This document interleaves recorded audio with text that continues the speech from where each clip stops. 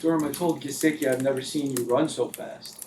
Oh, yeah. You know the play I'm talking about. He claims it was a 4.9. I do not believe that's accurate. How fast was it? Yeah, that's a good question. We'll have to check the numbers on that one. But, yeah, he really since the Combine back in 2018, whatever year that was, he's given me a bunch of crap about, top-end speed and stuff. But I can guarantee you it was better than a 4.9. Is that the most? I'm trying to remember the play. Did you have a lot of grass there? Yeah, a ton of space, It's always fun when you catch a ball in the flat and you turn, there's nobody there, and you can kind of just take off and you don't have to worry about really anyone around you. So that was nice. Durham, the Jets have a couple of really strong interior defensive linemen with John Franklin Myers and Quinnen Williams. And without giving away your game plan or anything, I know a lot of times that'll be incumbent on a tight end to either wham those guys or maybe line up in the backfield. Just what kind of challenges those guys present you in your kind of approach to this game?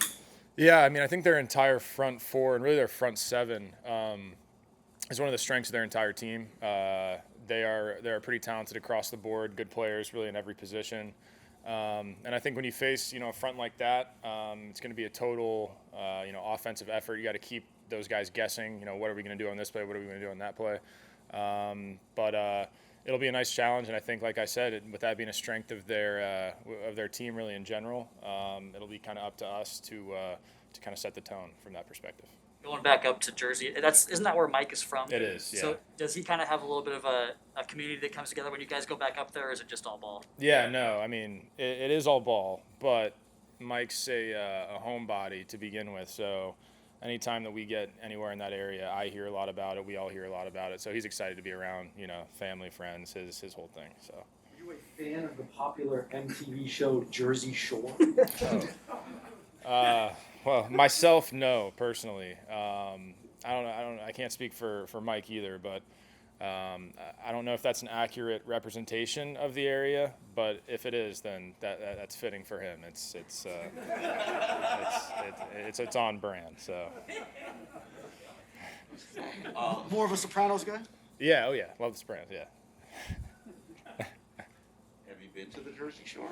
I have actually. I say that all about Mike, but I was actually born in Philadelphia before I moved to Texas early on, and we used to spend summers out in the South Jersey Shore a week here, a week there. So I was almost too young to remember it, but I do have a little bit of background there. Yeah.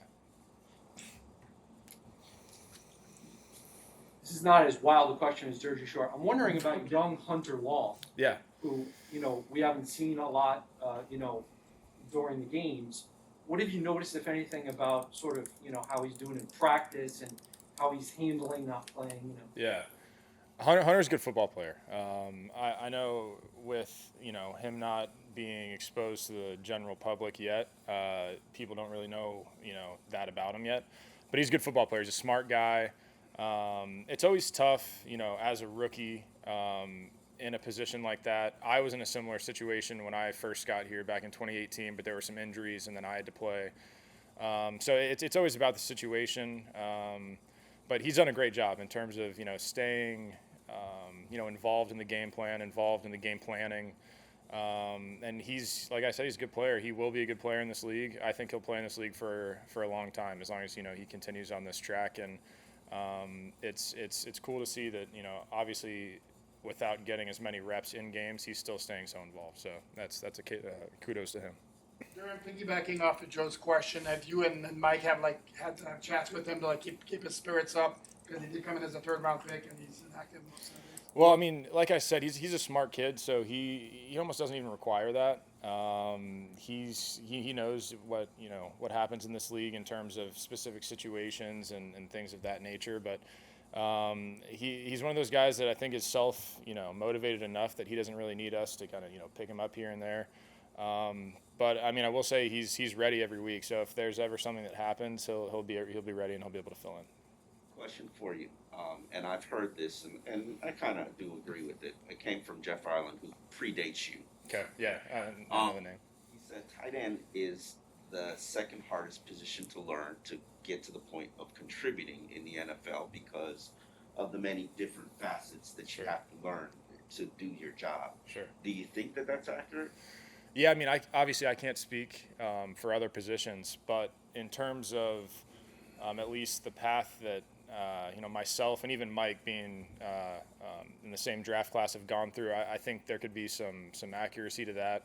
In terms of what I was thinking and how comfortable I was in 2018 versus now is a huge differential. And I think Mike is probably the same way. I don't want to speak for him, but in terms of his production, it seems like he probably is the same way.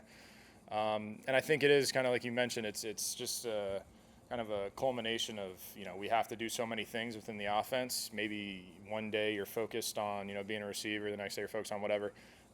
It does take some time to be able to feel comfortable from a holistic standpoint. So I think there's definitely some accuracy to that.